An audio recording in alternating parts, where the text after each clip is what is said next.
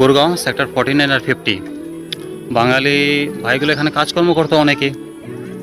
যে এখন ব্যাপার হয়েছে যে কি তারা ভোট চলে এসছে, তো ভোট দিতে যাবে, তো সারা বছরে যেসব জিনিসপত্র বাড়তি জিনিসপত্র তারা এখন কি করেছে, তো বাড়ি যাওয়ার আগে সবগুলো জিনিসপত্র গুছিয়ে কেউ বস্তার মধ্যে, কেউ বা আবার বাক্সের যে টিনের বাক্স বা কাঠের বাক্স পাওয়া যায় সে বাক্সের মধ্যে ভরে তারা প্যাক করে দিয়েছে বাড়িতে পাঠানোর জন্য।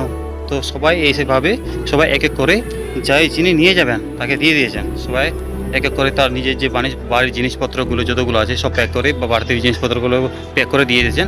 কেন এই সময় যে গাড়ি যাচ্ছে জিনিসপত্র নিয়ে যাবে, আবার তারা যাবেন ভোট দিতে, তো সেগুলো জিনিসপত্র তারা সেভাবেই জিনিসপত্র গুছিয়ে দিয়েছেন। তো ব্যাপার হলো যে সেখানে যে জিনিসপত্র নিয়ে গিয়ে এক জায়গায় জমা করেছে, তো জমা করার পর সব জিনিসপত্র জমা হয়ে গেছে, লোডিং হবে 2-4 দিন পর। এখন কে কোথা থেকে বা কারা করেছে এই কাণ্ডটা, আগুন ধরে দিয়েছে, তা কেউ বলতে পারছে না।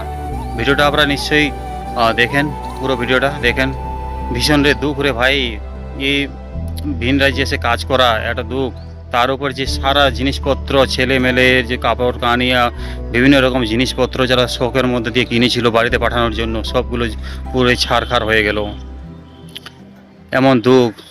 দমকলে গাড়ি এসেছে, দেখো গাড়িগুলো কীভাবে জ্বলে গেছে, দাও দাও করে আগুন জ্বলছে, এমন আগুন লেগে গেছে ভাই সাহেব, সেটাকে নেভানো খুবই মুশকিল।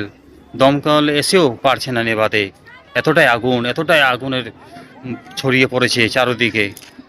তো এইভাবে জিনিসপত্র পুরে ছারখার, বাঙালির দুঃখ।